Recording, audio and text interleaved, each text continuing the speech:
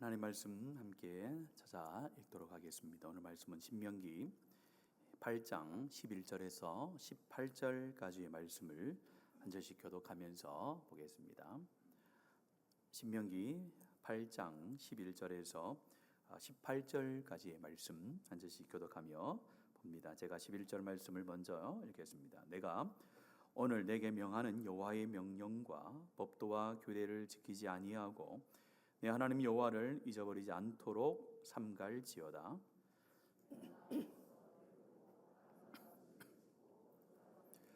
또 내 소와 양이 번성하며 내 은금이 증식되며 내 소유가 다 풍부하게 될 때에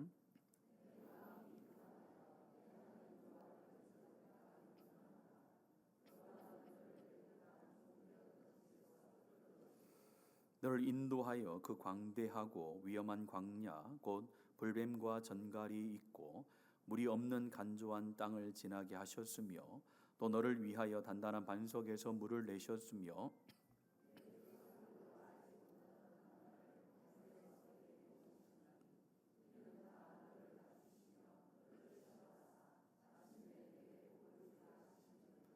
그러나 내가 마음에 이르기를 내 능력과 내 손의 힘으로 내가 이 재물을 얻었다 말할 것이라. 내 하나님 여호와를 기억하라. 그가 내게 재물 얻을 능력을 주셨습니다.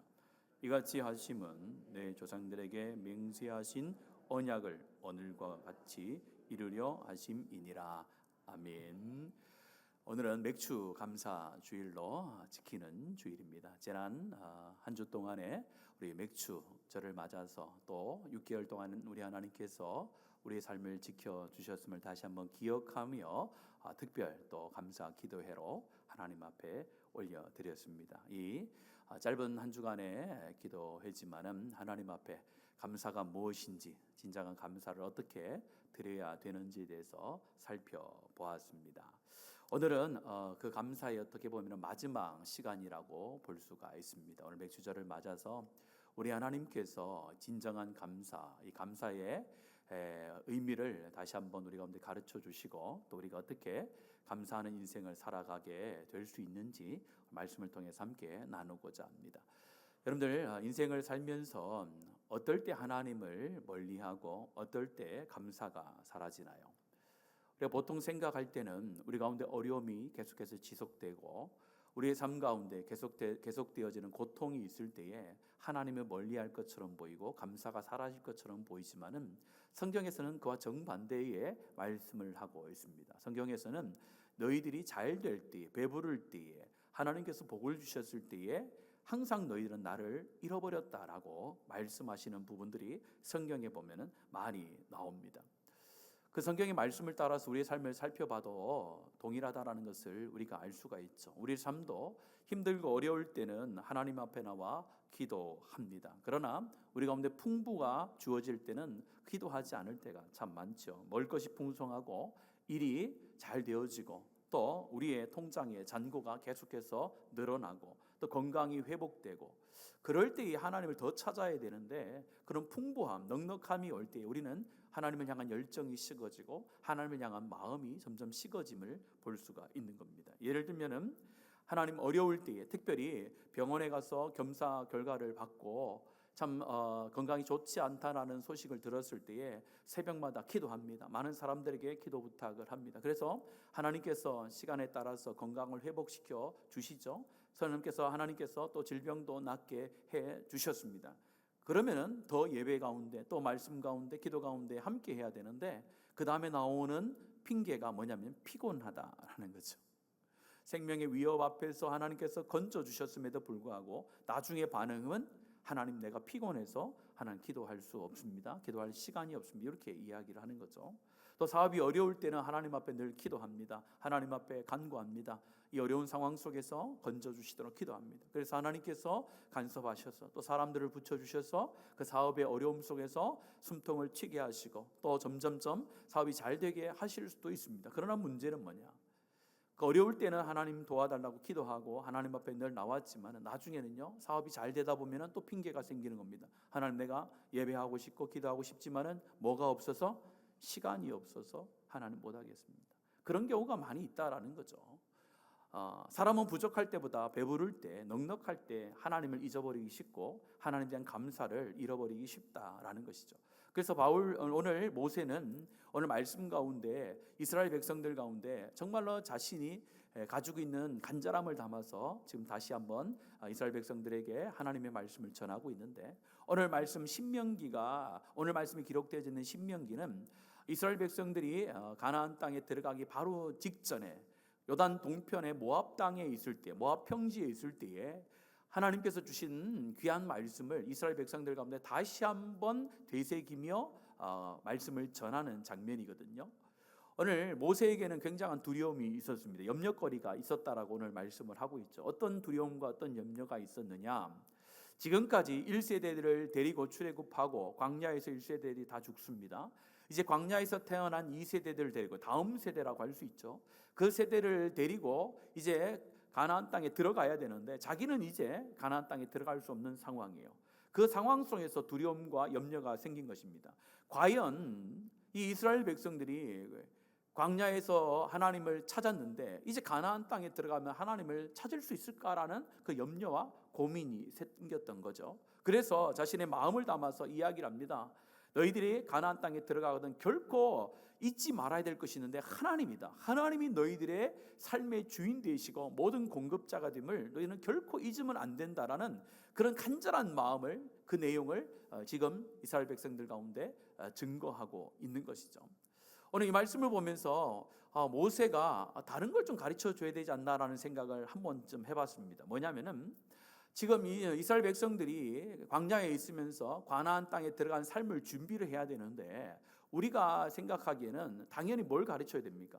광야에서는 농사를 짓지 않았기 때문에 이제 가나안 땅에 들어가면 농사를 지어야 돼요. 그럼 하나님 앞에 기도해야 되잖아요. 하나님, 이제 가나안 땅 이스라엘 백성들이 들어가는데 그 땅에 들어가면은 이제 만나와 메추라기도 사라지고 하나님의 공급하심이 없게 되는데 기적을 통해서 하나님께서 먹이지 않는 자기들의 삶의 노력을 통해서 얻어야 되는데 그러면 농사법을 가르쳐 줘야 되잖아요. 하나님께서 어떻게 하면 농사를 잘 지을 건지, 어떻게 하면 수확을 더 몇 배나 많게 할 것인지 그런 것을 먼저 모세를 통하여 이스라엘 백성들이 가르쳐 줄 수 있지 않았을까요? 또한 이제 가면은 여호수아를 필두로 해서 정복 전쟁을 시작해야 되는데 가나안 땅에 수많은 이방의 민족들이 있는데 그들을 다 몰아내야 되는데 그러면 하나님께서 이스라엘 백성들 가운데 뭘 가르쳐야 됩니까? 전쟁할 수 있는 기술을 가르쳐 줘야 되잖아요. 전쟁할 수 있는 전략과 전술을 가르쳐 줘서 어떻게 하면은 그 가나안 땅에 가서 이방 민족들과 싸워서 이길 수 있는지 그걸 가르쳐 줘야 된단 말이에요. 근데 오늘 말씀에 보면은 전혀 그런 내용이 나오지 않습니다. 오직 한 가지만 얘기하는 거예요. 하나님께서 주신 규례와 율법을 지키며 여호와를 잃어버리지 말라라고 계속해서 강조하면서 신명기에는 이야기를 하고 있습니다. 모세가 가장 두려워했던 것이 그거죠. 이스라엘 백성들, 그들이 만약에 가나안 땅에 들어갔을 때에 하나님을 잃어버리면 어떻게 할까? 그런 고민이 있었던 겁니다. 오늘 저는 맥주 감사주를 맞아서 단순히 과거에 받았던 복을 세어보는 것에서 끝나는 것이 아니라 한 걸음 더 나아가 질문을 던져야 되는 거죠. 지나온 세월을 돌아보면서 하나님 여기까지 도와주셨습니다, 참 감사합니다 라고 하는 그 감사도 있어야 됩니다. 그러나 더 우리가 기억해야 될 것은 그럼 하나님께서 부으신 그 넉넉함과 배부름과 하나님 주신 그 감사의 제목들을 통하여 하나님 앞에 나는 더 가까이 가려고 애를 쓰고 있는가, 아니면은 그전 상태와 이전보다 더 못한 상태로 돌아가고 있는가? 하나님 주신 것에 감사하는 거기서 끝나는가, 아니면은 더 하나님 앞에 가까이 가려고 내가 애를 쓰고 있는가를 다시 한번 우리가 질문을 던져봐야 된다는 거죠. 오늘 말씀을 통해서 하나님께서 부으신 은혜와 복을 통하여 배부름과 넉넉함과 하나님 주신 건강과 하나님께서 주신 물질을 통하여 하나님을 멀리하고 잃어버리는 것이 아니라 더 하나님께 가까이 가는 그런 하나님의 축복의 사람들 되어지기를 예수님의 이름으로 간절히 축복합니다. 그러기 위해서 우리가 한번 세 가지를 한번 살펴봐야 되는데, 첫 번째는요, 배부름이라는 것, 하나님께서 주신 넉넉함, 여러분들이 누리고 있는 하나님의 복이라고 할 수 있는 모든 것들은 뭐요? 하나님께서 주신 축복입니다. 그러나 동시에 교만해질 수 있는 요인이 된다는 거예요. 그걸 꼭 기억해야 됩니다. 오늘 모세는 이스라엘 가운데 주신 풍요에 대해서 아주 상세하게 이야기합니다. 읽었지만 12절부터 14절 말씀 같이 한 번 더 읽겠습니다. 시작.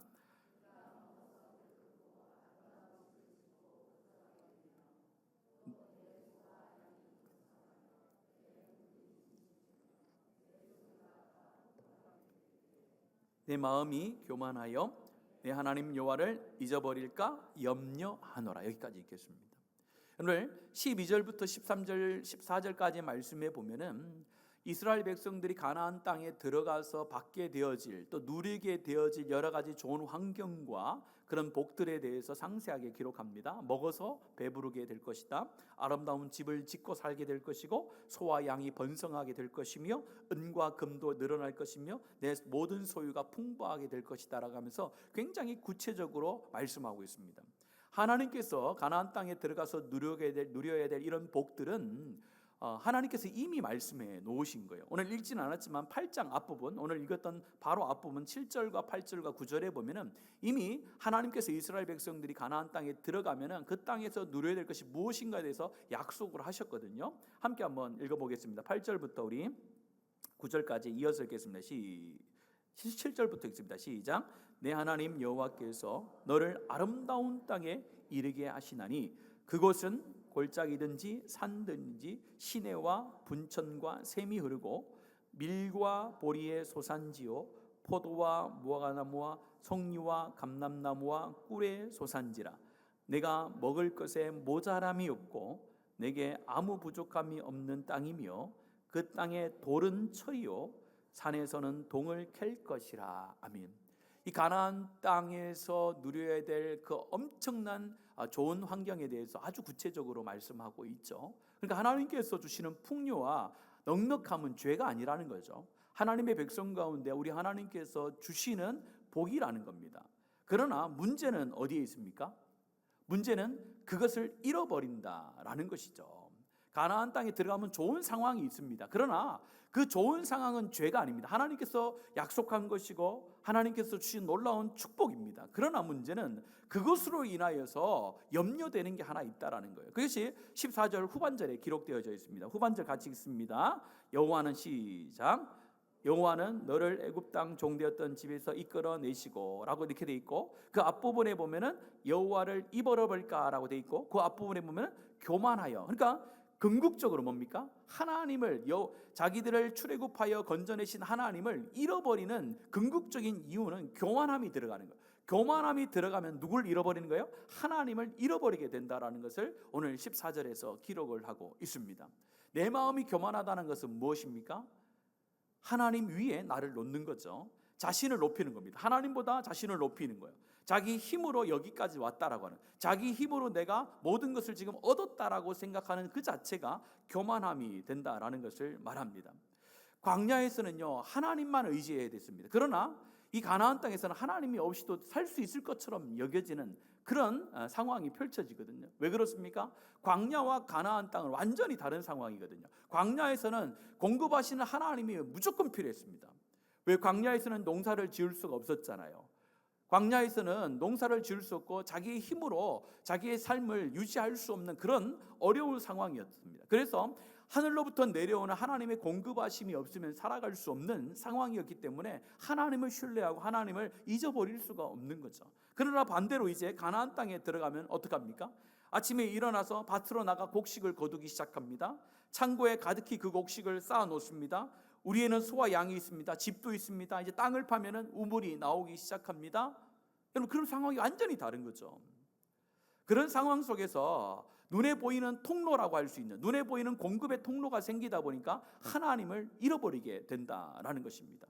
공급의 방식이 달라졌음에도 불구하고 공급하시는 분은 오직 하나님인 줄로 믿습니다. 우리가 이걸 꼭 기억해야 되는 거예요. 이스라엘 백성들이 왜 가나안 땅에 들어가면은 하나님을 잊어버릴까라는 그런 염려가 모세에게 있었느냐? 광야에서는 하나님만 생명의 유일한 지킴이었거든요. 광야에서는 그 어떤 것으로 자기 생명을 지킬 수 없었습니다. 그러나 하나님만이 지킬 수 있다라는 그 확신이 있었는데 가나안에 들어가면은 이제 어떻게 되는 거예요?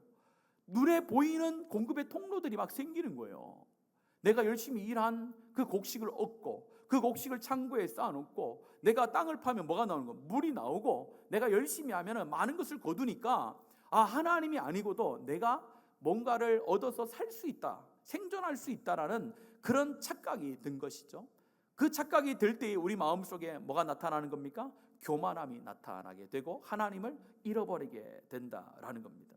광야에서는 만나를 통해서 공급하셨습니다. 그러나 가나안 땅에서는 밭과 노동을 통해서 얻게 되고, 광야에서는 기적을 통해서 공급하셨고 먹이셨지만 가나안 땅에서는 일상의 질서를 통하여 먹이시는 겁니다. 그래서 기적은 일상으로 바뀌었을 뿐입니다. 광야에서 기적을 통하여 먹이셨던 하나님께서 이제 방식만 바꾼 거예요.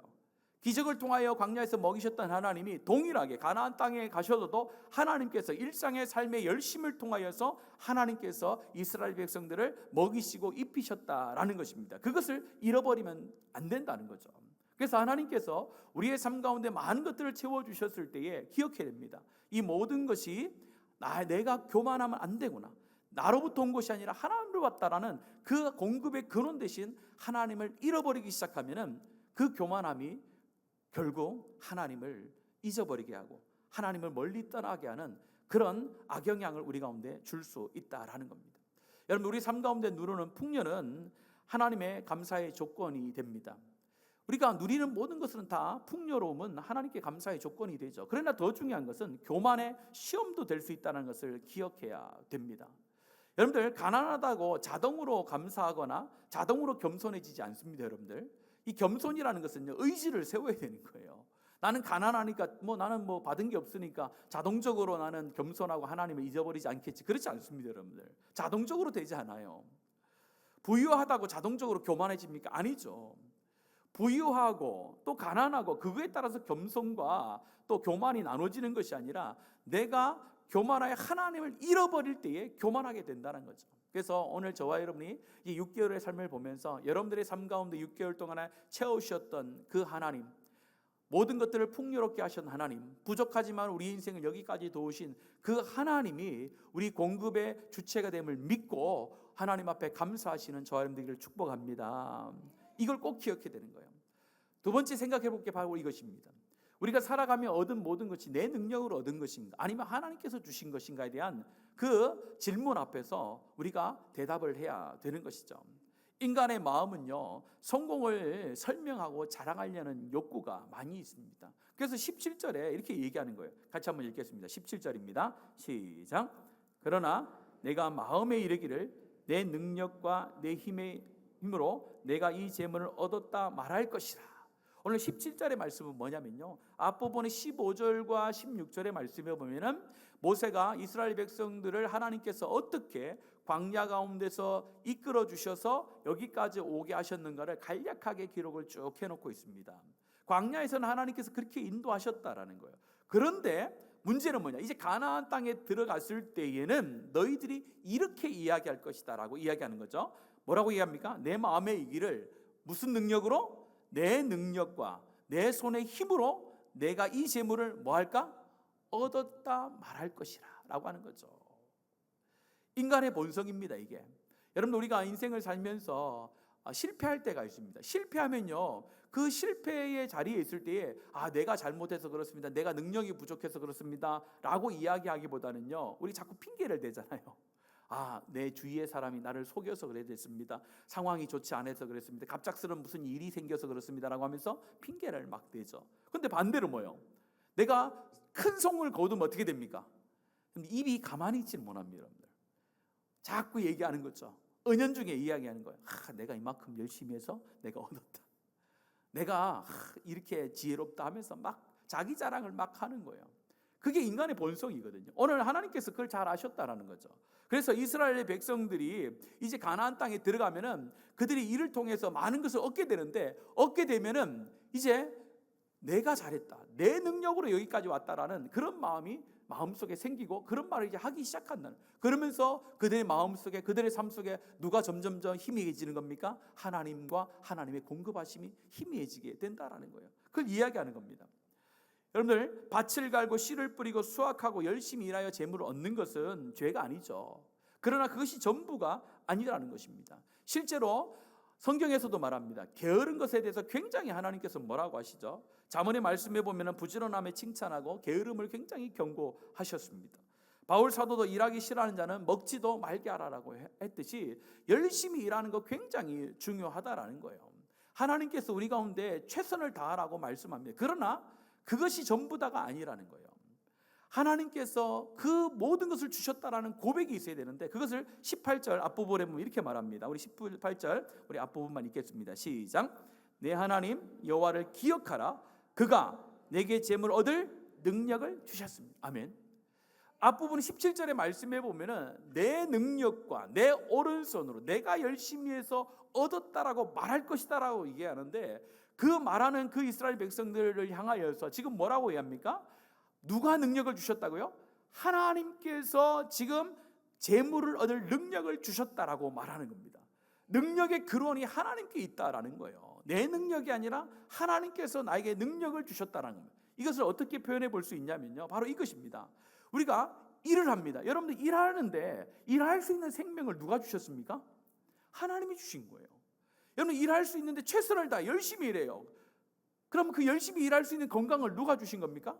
하나님께서 주신 것이죠.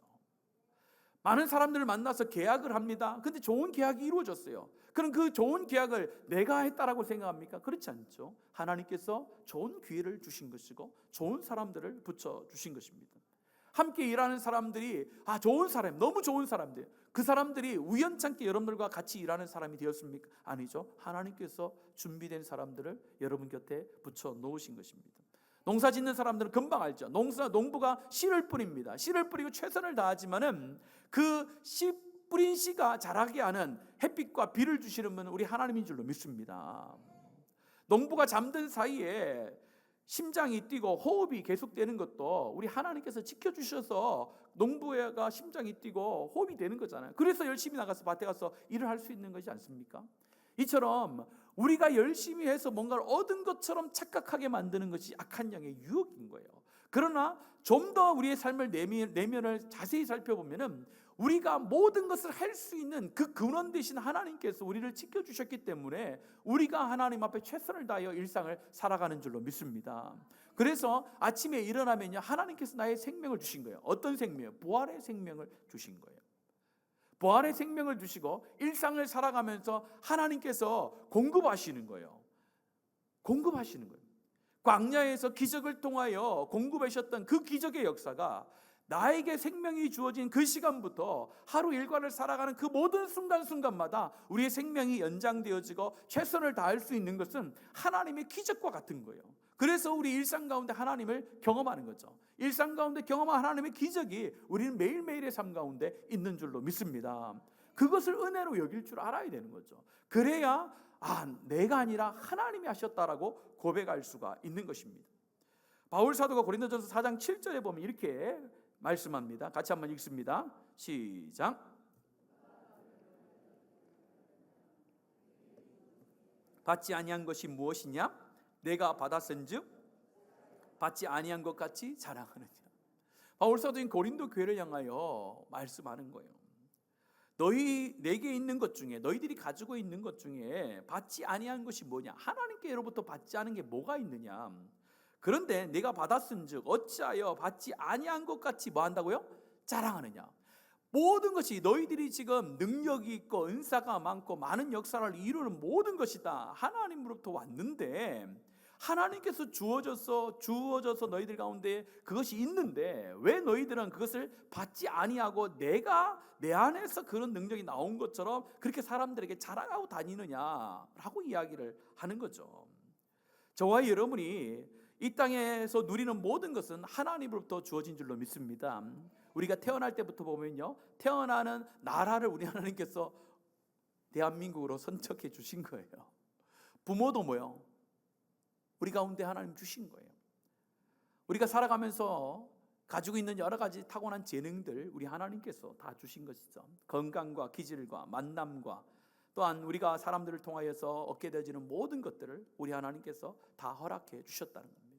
진정한 감사는 자신의 수고를 통하여 얻은 것을 하나님 앞에 떼어서 드리는 것만으로 끝나는 것이 아니라 자신의 수고 자체가 하나님의 은혜 안에서 바르게 해석되어지는 것. 내가 수고하고 애썼지만은 하나님, 내가 한 것이 아니라 하나님께서 나에게 허락해 주신 능력으로 내가 행하여 이런 얻을 것을 많이 얻었습니다. 하나님 감사합니다라고요, 하나님 앞에 다시 한번 돌려드리는 거죠. 내가 했다라는 것이 아니라 하나님께서 모든 것을 하셨습니다라는 고백이 감사의 출발인 줄로 믿습니다. 그게 굉장히 중요한 거예요. 내가 한 것이 아니죠. 하나님이 하신 것입니다. 성도의 언어는 나에서 하나님으로 중심이 이동해야 됩니다. 우리 성도들 중에 가까이 될 사람과 멀리할 사람도 있죠. 여러분들 성도 중에도 있습니다. 여러분들 성도 중에 가까이 할 사람은요, 언어를 봐야 되는 거예요. 언어를 보면요, 나 중심적인 사람을 가까이 하면 안 되는 거예요. 하나님 중심으로 언어를 사용하는 사람을 가까이 해야 되는 겁니다. 교회 안에 수많은 문제들이 일어나고 교회가 안에 어려움이 있는 것은 궁극적으로 따져보면 나 중심적인 신앙의 삶을 살기 때문에 그런 거예요. 나 중심적인 뭡니까? 나의 능력, 나의 힘, 나의 열정, 나의 교회, 그걸 통해서 하나님께서 나에게 뭘 많이 줬다라고 생각하는 거죠. 그렇지 않죠. 나의 계획과 나의 능력과 나의 헌신이 하나님 앞에 칭찬받는 헌신이 되려면 그 할 수 있는 힘도 하나님이 주셨다라고 고백하고 하나님 앞에 중심을 이동시키는 사람, 그 사람을 통하여 하나님은 역사를 행하여 나가실 줄로 믿습니다. 고린도 교회가 바로 그런 교회였잖아요. 수많은 하나님의 능력이 있지만 그것을 자기의 능력으로 착각하면서부터 교회는 점점점 힘들어져 갔거든요. 그래서 우리 교회는 우리가 어떤 것을 하든 우리의 능력으로 한 것이 아니라 하나님께서 하셨다라고 고백할 수 있는 저와 여러분 되기를 축복합니다. 하나님께서 우리 가운데 복을 주실 수 있습니다. 그 복은 다 하나님께서 주신 거예요. 우리 가운데 건강도 하나님 주신 것이고 심지어 교회의 부흥도 우리 하나님께서 주신 줄로 믿습니다. 만약입니다마는 교회의 부흥이 멈추는 때가 오면은 그때는 언제냐? 우리가 교만해질 때입니다. 우리가 교만하지 아니하고 모든 하나님 교회의 부흥과 우리의 삶의 변화가 하나님으로부터 왔습니다라는 그런 철저한 믿음의 고백으로 우리가 하나님 앞에 교회를 섬겨 나가면요, 하나님의 부흥은 주님 오실 그날까지 끊이지 아니하는 줄로 믿습니다. 그래서 여러분들이 기도를 많이 해주셔야 돼요. 누구를 위해서 기도 많이 해야 되겠습니까? 앞선 자들을 위해서 기도를 많이 해주셔야 돼요. 앞선 자들이 뭐하지 아니하도록, 내가 이뤘다라고 말하지 않도록, 내가 했다라고 말하지 않도록 여러분 기도를 많이 해주셔야 돼요. 여러분들 앉아있고 저는 서 있네요. 저를 위해서 많이 기도해 주시기를 바랍니다. 그래서 만약에 이렇게 얘기하면 어떻겠습니까? 웅천교회가 부흥한 거는 목사님이 목회를 잘해서 설교를 잘해서 부흥했다, 그렇게 얘기하는 동시에 교회 성장이 멈추겠죠. 그래서 저는 그런 말을 하지 않습니다. 그렇게 생각하지도 않고요. 그래서 우리가 하나님 앞에 교만해지지 않으면 하나님은 우리를 항상 높여주십니다. 그러나 교만해지면 우리를 낮추시는 거예요. 하나님께서 여러분의 삶도 마찬가지입니다. 여러분 삶 가운데 지금 하나님께서 주신 것에 대해서 겸손하게 하나님 여기에 만족합니다, 여기까지 인도한 분은 하나님이다라고 고백하면요, 하나님께서 차츰차츰 여러분의 삶을 부유케 하실 줄로 믿습니다. 그러나 주신 것에 대하여 주신 분이 하나님 것을 잃어버리고 이 주신 것에 대해서 우리가 하나님 감사하지 않고 불평하면요, 하나님은 우리를 높여줄 수가 없는 거예요. 여러분들 구약 성경에 보면은 느부갓네살 왕이 나옵니다. 바벨론의 왕인데 느부갓네살 왕은 어떤 왕이냐면은 하나님께서 이스라엘 백성들, 특별히 유다 백성들이 죄악 가운데 있을 때에 이 유다 땅을 정복한 왕으로 하나님께서 사용했던 인물이 느부갓네살 왕이거든요. 성경에 말씀해 보면 하나님께서 느부갓네살 왕, 이방 왕을 통하여 유대 백성들을 하나님 징계하겠다, 심판하겠다라고 말씀을, 내가 그를 도구로 사용한다라고 말씀합니다. 그런데 그 당사자인 느부갓네살 왕이 하나님으로부터 쓰임을 받다가 버림을 받는데 그 전에 뭔 말을 하느냐, 이렇게 이야기합니다. 이 큰 바벨론은 내가 능력과 권세로 건설하여 나의 도성으로 삼고 이것으로 내 위엄의 영광을 나타낸 것이 아니냐라고 하면서 한없이 바벨론 왕국을 거닐면서 이런 이야기하는 거예요. 내가 이 정도다 했을 때 하나님께서 그나마 도구로 사용된 것들을 확 버리시죠. 여러분들 그와 반대로 다윗이라는 인물이 있습니다. 다윗이 하나님 앞에 성전을 굉장히 지어 드리고 싶었어요. 그러나 피를 많이 흘렸기 때문에 이제 그 짓는 역할이 솔로몬에게 넘어가죠. 그러나 다윗의 마음속에는 그 성전을 짓는 데 있어서 내가 많은 것을 준비해 주면 좋겠다 싶어서 수많은 것들을 잘 준비해 놓습니다. 그런 다음에 그가 고백을 합니다. 이렇게 고백을 하죠. 나와 내 백성이 무엇이기에 이처럼 무슨 마음으로요? 즐거운 마음으로 드릴 힘이 있었나이까. 하나님 앞에 이만큼 드렸는데 이처럼 즐거운 마음이 어떻게 나에게 주었나, 우리 백성에게 주어졌습니까? 라고 하면서 모든 것이부터 같이 읽습니다. 시작. 모든 것이 주께로 말미암아 싸우니 우리가 주의 손에서 받은 것으로 주께 드렸을 뿐입니다. 이게 다윗의 고백이거든요. 하나님 앞에 즐거운 마음으로 드릴 수 있는 마음이 어디서 왔습니까? 하면서 모든 것이 주께로 말미암아서니 우리가 주의 손에서 받은 것으로 주께 드렸을 뿐입니다. 하나님께서 나에게 이만큼 주셨으니까 내가 뭐요? 이만큼 드리는 겁니다. 내가 뭘 해서 드리는 게 아니라 하나님께 그만큼 드리는 거예요. 하나님께 없는 것을 내가 뭘 보태서 드리고 채워주는 것이 아니라 하나님께서 다 주셨기 때문에 내가 하나님 앞에 드립니다 라고 이야기를 하는 거죠. 그래서 우리는 기억해야 됩니다.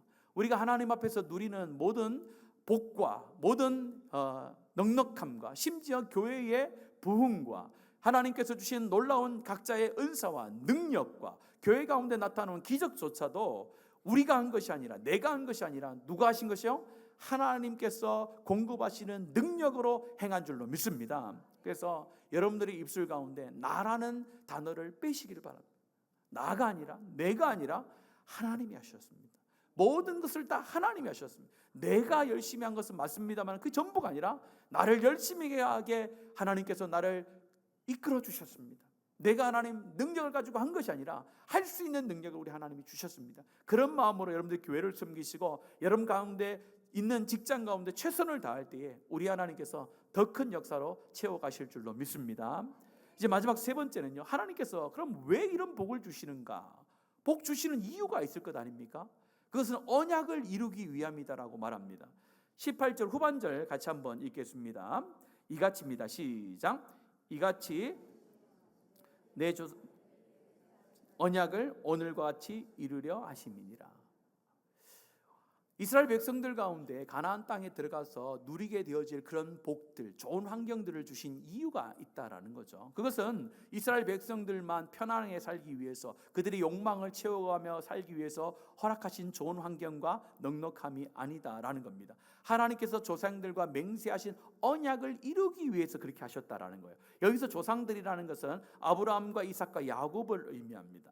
하나님께서 이스라엘 가운데 특별히 복을 주신 이유는 아브라함과 이삭과 야곱과 언약한 것을 이루기 위해서 너희 가운데 이런 가나안의 복을 주셨다라고 이야기하는데, 그러면은 이 조상들 아브라함과 이삭과 야곱에게 주신 언약이 무엇입니까? 아브라함에게 주신 언약은 무엇입니까? 아브라함의 가족만 행복하게 잘 사는 것이었습니까? 아니죠. 너희 가정을 통하여, 너희를 씨를 통하여 온 백성, 온 만민이 복을 얻게 하는 복의 근원이 되게 할 것이다 라고 말했고, 이삭과 야곱을 거쳐서 이제는요 한 민족에서, 한 가정으로부터 시작해서 한 민족을 이루고, 한 민족이 이제는요 온 세계 열방 가운데 하나님의 영적인 민족으로 세워가는 그 통로로 이삭과 야곱을 사용해 주셨습니다. 이처럼 하나님께서 우리 가운데 복을 주신다라는 것은 복을 받는 그것으로 끝나는 것이 아니라 그것을 가지고 흘려보내는, 공동체를 세우고 지역을 살리는 그런 하나님의 목적이 있다라는 것을 말하는 거죠. 그래서 복은 하나님 주신, 우리가 누리는 것들은 내 소유물이라고 생각하면 안 되는 거죠. 하나님 주신 복과 하나님 주신 그런 능력은 내 소유물이 아니라 사명을 위한 것이다 라는 거예요. 하나님께서는 성경에서 말하기를 복은 언제나 사명과 연결됨을 말씀합니다. 베드로전서 2장 9절의 말씀에 보면은 신약을 살고 있는 성도들을 향하여서 하나님께서 말씀하시는데 이렇게 말씀합니다. 우리 앞부분 먼저 읽겠습니다. 시작. 너희는 택하신 족속이요 왕같은 제사장들이요 거룩한 나라요 그의 소유된 백성이니. 신약의 백성들, 이제 예수 안에서 영적인 아브라함의 자손이 되어진, 하나님의 자녀가 되어진 자들을 향하여 존재의 변화에 대하여 말씀합니다. 택하신 족속이 되고 왕같은 제사장이 거룩한 나라가 소유된 백성이 되었다라고 이야기를 합니다. 그런데 그렇게 하나님께서 존재를 변화시키고 하나님께서 그렇게 세워주신 이유가 그 뒤에 나오죠. 같이 한번 읽습니다. 이는부터 읽겠습니다. 시작. 이는 너희를 어두운 데서 불러내어 그의 기이한 빛에 들어가게 하신 이의 아름다운 덕을 선포하게 하려 하심이라는 거죠. 하나님께서 우리를 하나님의 백성으로 존재를 바꿔주신 것, 하나님의 자녀로 만들어주신 것조차도 하나님의 목적이 있었던 겁니다. 나만 구원을 누리기 위해서 하나님께서 나를 하나님의 백성으로 삼아주신 것이 아니라 먼저 우리가 하나님이 백성이 된 것은 그 백성이 된 목적이 있다는 것을 말하는 것이죠. 그 목적은 뭡니까? 하나님의 아름다운 빛, 예수 그리스도의 기이한 그 빛을 하나님 세상의 많은 사람들 가운데 증거하기 위하여 우리를 먼저 불러주셨다라고 말씀합니다. 그것이 우리를 부르신 목적이라는 거예요. 하나님께서는 우리 가운데 복을 주심을 통하여서 그 복을 언제나 하나님이 원하시는 목적대로 사용하길 원하신다라는 뜻이 있습니다. 예를 들면 이런 것이죠. 하나님께서 여러분 가운데 가정을 주셨으면은 그 가정을 믿음의 가정이라고 세우라는 하나님의 목적이 있는 거고, 여러분 가운데 자녀를 주셨으면은 그냥 때가 되었기 때문에 자녀가 태어나는 것이 아니라 그 자녀를 믿음의 다음 세대로 세우라는 하나님의 사명과 목적이 있어서 주신 것이고, 또한 교회에 성도와 재정과 공간을 허락해 주셨다면은 교회가 그 성도와 그 재정을 가지고 우리만 즐겁게 사는 것이 아니라 뭐요? 복음을 전하고 다음 세대를 세우며 지역 세대를 섬기라고 우리 하나님께서 우리 가운데 부흥과 역사를 허락해 주시는 줄로 믿습니다. 하나님께 주신 모든 것에는요, 하나님의 목적이 반드시 있게 되는 겁니다. 복은 저장하라고 주신 것이 아니라 흘려보내라고 주신 것인 줄로 믿습니다. 성경의 개념이 그런 거예요. 복은 내 것으로 알고 나를 위해서 채우라, 그것이 아니라 받은 것을 흘려보내는 거예요. 맥주절의 정신도 이와 같습니다. 맥주감사절은 어떻게 지키는 겁니까? 지금은 우리가 맥주감사절의 의미가 많이 상실됐습니다만은 그 의미를 살려서 지키고 있는 겁니다. 구약에서 맥주절을 지키라는 것은 보리추수를 한 다음에 그걸 가지고 함께 나누며 감사함을 하나님 앞에 올려드리는 거거든요. 그러면서 하나님께서 말씀합니다. 가족만, 너희들이 얻은 걸 가지고 가족만 배불리 먹고 즐거워하며 맥주절을 지내는 것이 아니라 하나님께서는 레위인과 객과 고아와 가부와 함께 즐거워하며 나아갈 것에 대해서 말씀을 하고 있는 것이죠. 이것은 무엇입니까? 하나님께서 주신 것을 가지고 나만 누리는 것이 아니라 그 주시셨다면 주신 이유가 있고 목적이 있고 그에 따른 사명이 있다라는 것을 말하는 겁니다. 그래서 저와 여러분도 이 맥주절을 지키면서 하나님께서 주신 것에 대하여서 하나님께서 왜 주셨습니까? 어떠한 목적을 통하여 하나님 이루시게 해서 주셨습니까를 고민해 봐야 되는 거죠. 예수님께서 말씀하셨습니다. 물은 많이 받은 자에게는 많이 요구할 것이고 많이 맡은 자에게는 많이 달라고 하실 것이다. 하나님께서 많이 주신 이유가 있고 많이 맡겨주신 이유가 있다라는 거죠. 감사는요, 받은 것을 세는 데서 시작하는 것입니다. 그러나 마침은 받은 것을 나누는 데서 마침이 있는 거예요. 받은 것을 생각하고 기억해내는 게 감사의 첫 시작이라면은 감사의 마침은 그것을 주신 것을 하나님 앞에 물어보고 왜 나에게 이런 복을 주셨는지, 이런 환경을 주셨는지 감사하면서 그 감사를 나누고 흘려 보내는 것입니다. 복이 나에게 머물면 탐욕이 됩니다. 그러나 복이 흘러가면요, 사명이 되는 것입니다. 그런 의미에서 저에게 참 고민이 계속해서 생기는 것이 있습니다. 뭐냐면은 우리가 구약의 맥주절을 지키잖아요. 지금 맥주절과는 좀 다른 맥주절입니다. 그러나 의미를 살려서 지키는 거예요. 맥주절에 하나님 앞에서 우리가 감사합니다. 감사한데 그 감사를 우리만 누리라고 하지 않았잖아요. 구약의 시대에 레위인과 객과 고아와 가부들과 함께 나누라라고 말씀했어요. 그런데 오늘날의 교회는 우리가 감사절로, 우리가 맥주 감사절도 있고 추수 감사절도 있잖아요. 여러분들이 이제 나중에 주일헌금도 하고 열헌금도 하고 맥주 감사절도 지키면서 헌금을 할 텐데, 과연 그러면 우리는 맥주절에 감사함으로 드린 이 물질을 무엇을 위해서 어디에 써야 되는가에 대한 고민이 계속 생기게 되는 겁니다. 우리를 위해서 쓰는 것이 맞는 것인가? 구약에 있는 의미를 살려서 지키는 이 맥주절에 행위는 지키는데 그 의미는 우리가 하나님 앞에 순종하지 않는 것은 아닌가라는 생각을 계속해서 들게 됩니다. 그래서 우리가 계속해서 기도하기를 원합니다. 과연 하나님, 우리가 하나님 앞에 드린 이 물질들을 우리를 위해서 쓰는 것이 맞습니까? 아니면 하나님 나라를 위해서 흘려보내는 게 맞습니까? 라는 고민을 하게 되는 거죠. 우리 하나님께서는 모세를 통하여 우리 가운데 경고하십니다. 내가 배부른 후에 하나님을 잊어버릴까 조심하라 라고 경고하세요. 배부름이, 축복이, 풍부가, 재물이 문제가 아니죠. 하나님을 망각하고 교만이 되어지고 재물의 근원이 하나님이 아니라 나라로 착각하는 것이 문제이지 않습니까? 오늘 이 시간에 맥주 감사절을 통해서 다시 한번 우리 삶을 살펴보길 원합니다. 하나님, 내가 하나님 받은 모든 것이 하나님 나를 교만하게 하고 하나님을 멀리하게 하진 않습니까?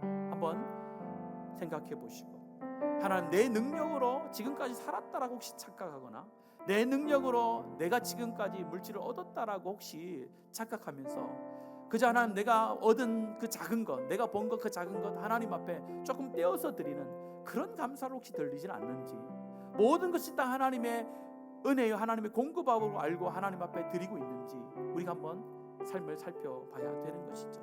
그러면서 우리는 기도해야 됩니다. 하나님, 나에게 이런 건강을 주시고 시간을 주시고 넉넉함을 주셨는데 왜 주셨습니까? 하나님, 우리 교회 가운데 하나님 부흥을 주시고 하나님 물질의 넉넉함을 주시고 많은 사람들을 허락해 주셨는데 이유가 뭡니까? 하나님, 우리 교회를 통해 뭘 하기를 원하십니까? 거기에 우리의 관심이 있는 이 맥주절이 되어지기를 축복합니다. 그래서 응답을 얻는 거죠. 하나님, 내 삶 가운데 이런 삶을 원하시는군요. 우리 교회 가운데 이런 사명을 허락해 주셨군요. 그걸 우리가요 듣고 순종하면 되는 겁니다. 그러면은 하나님께서는 우리 교회와 여러분의 삶을 물질의 통로로 세우셔서 끝까지 하나님의 은혜를 누리게 하실 줄로 믿습니다. 그런 축복의 자리로 하나님 앞에 나아가는 이 감사절이 되어지기를 예수님의 이름으로 축복합니다. 우리 말씀을 기억하시면서 우리 찬양으로 하나님 앞에 함께 우리 마음을 고백했으면 좋겠는데요, 가사 하나들이 정말로 믿음의 고백과 같아요. 이 고백이, 이 가사를 적은 우리 사람의 고백뿐만 아니라 우리의 고백이 될 수 있도록 우리 전심을 다해서 하나님 앞에 결단하면서 찬송하며 함께 하나님의 앞에 기도했으면 좋겠습니다.